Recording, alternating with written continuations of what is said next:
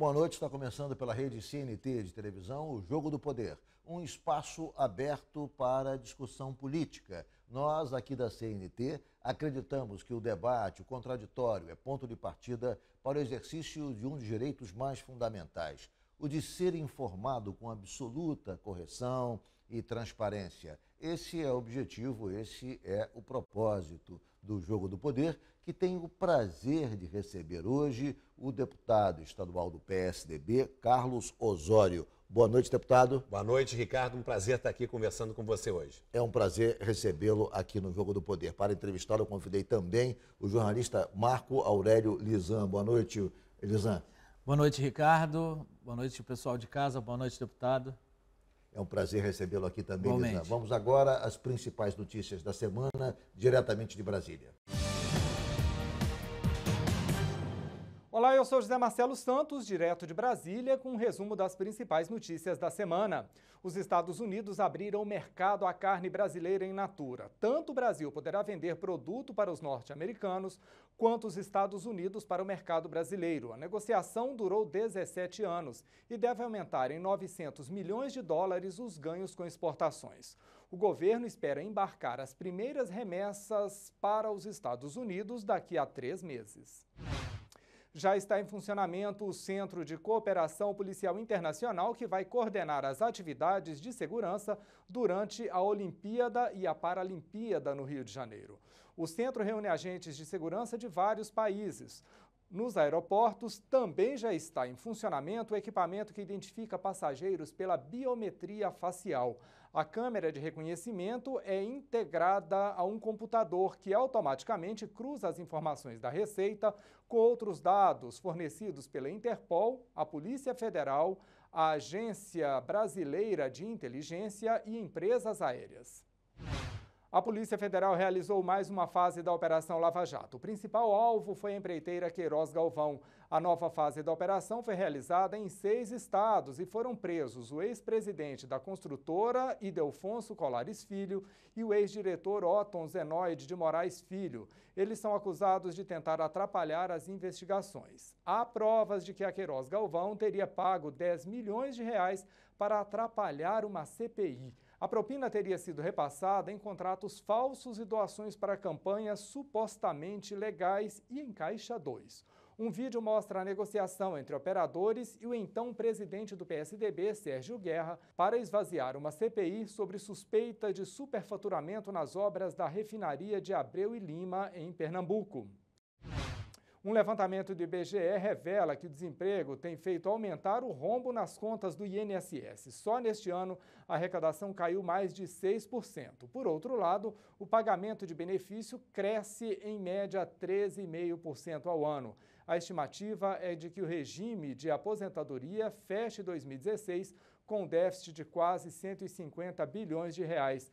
O rombo é praticamente o dobro do ano passado. O Cadastro Geral de Empregados e Desempregados do Ministério do Trabalho registra resultado negativo há 16 meses. Eu vou ficando por aqui, mas te espero na edição nacional do Jogo do Poder Notícias. É na quinta-feira, às 11 da noite. Até lá. Nós voltamos com o Jogo do Poder, recebendo o deputado estadual Carlos Osório, que é também, já foi homologado, candidato a prefeito do Rio de Janeiro pelo PSDB. Deputado, o senhor foi assessor do prefeito Eduardo Paes por 4 anos. A sua imagem política ainda é muito associada à sua passagem pela Prefeitura do Rio. Há quem vê semelhanças no seu estilo com o estilo do próprio prefeito. Isso ajuda ou atrapalha, deputado?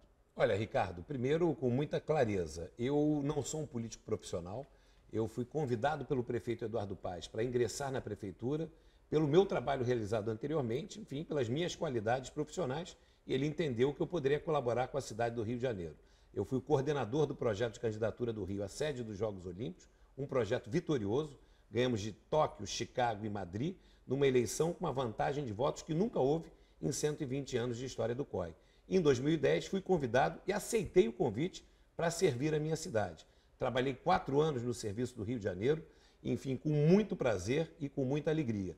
e no serviço, na conservação e no transporte. Então, essas passagens criaram uma identidade sua com a administração atual do prefeito. E, no entanto, o senhor se oferece agora como candidato de oposição. A população vai entender isso? Olha, com muita clareza, sem nenhuma dificuldade.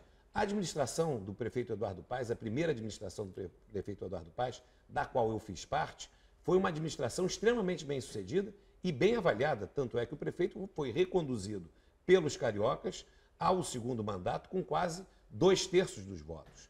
O que aconteceu foi uma mudança de enfoque da prefeitura no segundo mandato. Que mudança foi essa? Muito objetiva. No primeiro mandato, a prefeitura estava focada na cidade e com um timaço de secretários, como eu, muitos de fora da prefeitura. No segundo mandato, o foco do prefeito passou a ser o futuro político dele próprio. Candidato a prefeito, candidato a governador, candidato a presidente da República. E com essa perda de foco na cidade, eu, naturalmente, também mudei o meu foco. Eu estou aqui para servir o Rio. Agora, como é que se revela na prática essa mudança de foco? Quer dizer, no dia a dia? Quer dizer, quais foram as atitudes, iniciativas do prefeito que foram tomadas, que traduzem, digamos, essa mudança de foco na gestão do município? De uma maneira muito objetiva. A principal mudança feita pelo prefeito Eduardo Paes foi que ele decidiu, pensando no futuro político dele e não pensando no Rio de Janeiro, ser o único dono dos Jogos Olímpicos. Para ele atingir esse objetivo, ele teve que pegar responsabilidade do governo federal, responsabilidade do governo do estado e trazer para a prefeitura, para a execução dos Jogos Olímpicos, para que ele pudesse bater no peito como ele bate e dizer: eu sou o único responsável pela organização dos Jogos, entendendo ele que isso poderia ser a plataforma para levá-lo num sonho futuro. Isso não é do interesse público da cidade do Rio de Janeiro. Eu participei do projeto olímpico, eu sei exatamente a divisão de responsabilidade. Quando você pega uma responsabilidade federal ou uma responsabilidade estadual e traz para o município, você onera o município. E hoje o município do Rio de Janeiro está apertado financeiramente, não é esse mar de rosas que o prefeito diz, a prefeitura do Rio está apertada por conta dessa... Não é essa a informação que o prefeito passa, né? Não é essa a informação que o prefeito passa, mas eu posso dizer a você e garantir a você, o Rio de Janeiro não é a ilha da fantasia, cercada de labaredas por todos os lados. Não somos um oásis. A prefeitura está sim apertada e está apertada de maneira importante. E eu acho que a alternância de poder vem em boa hora nessas eleições, porque nós estamos vendo o que passou-se com o governo do estado. Quais são os indicadores dos problemas, Marco Aurélio, na prefeitura do ponto de vista financeiro? Prefeitura do Rio assumiu obras a mais, teve que bancar essas obras, pegou dinheiro emprestado em Caixa do Tesouro, a arrecadação caiu, a arrecadação do município do Rio, de 14 para 15, caiu 6%. 5 nas receitas próprias e 8 nas receitas, enfim, de transferências da União e do Estado. E mais do que isso, a prefeitura está inchada, Ricardo, como nunca teve. Nós temos 29 secretarias, mais do que ministérios em Brasília e mais do que o governo do Estado. Isso significa aperto no caixa da prefeitura. E o servidor público do Rio sabe que o dinheiro do Funprev não existe mais. O caixa foi zerado, o prefeito pegou para botar em obras e substituiu com imóveis. Ou seja, isso é a consequência de uma decisão política pensando individualmente e não no coletivo. Deputado, ouvindo o senhor inicialmente, é interessante porque quando o senhor fatia o primeiro mandato do prefeito Eduardo Paes e o segundo, aí o senhor tem um discurso em relação ao primeiro, evidentemente, do qual o senhor fez parte, e agora o segundo discurso, ou o discurso em relação ao segundo mandato, soa mais como o candidato, que é o candidato da oposição. A gente está na Olimpíada, fala-se muito em legado, né? Uma palavra que está associada aos jogos. Na política também, o político ele vive e sobrevive do legado daquilo que ele executa, ainda mais quando ele tem a possibilidade de ascensão de poder. O senhor esteve no poder ao lado do prefeito Eduardo Paes. Como é que o senhor acha que o eleitor vai entender esse discurso? Que ora aparece do deputado e do gestor que esteve à frente de uma prefeitura de sucesso e ora de um candidato que agora é da oposição. Isso pode, de alguma maneira, trazer alguma bipolaridade ao eleitor nessa compreensão da sua candidatura? Eu acho que não, porque o eleitor percebe a mesma coisa que eu. O eleitor do Rio de Janeiro aprovou a primeira gestão do Eduardo Paes. Hoje, em qualquer pesquisa que se faça, o eleitor do Rio de Janeiro desaprova a segunda gestão do Eduardo Paes. Isso aconteceu já no passado, aqui no Rio de Janeiro. E é uma questão muito objetiva. Se você está num propósito de servir ao público, se você tem o Rio de Janeiro como prioridade, as pessoas como prioridade, você tem capacidade de fazer uma boa gestão.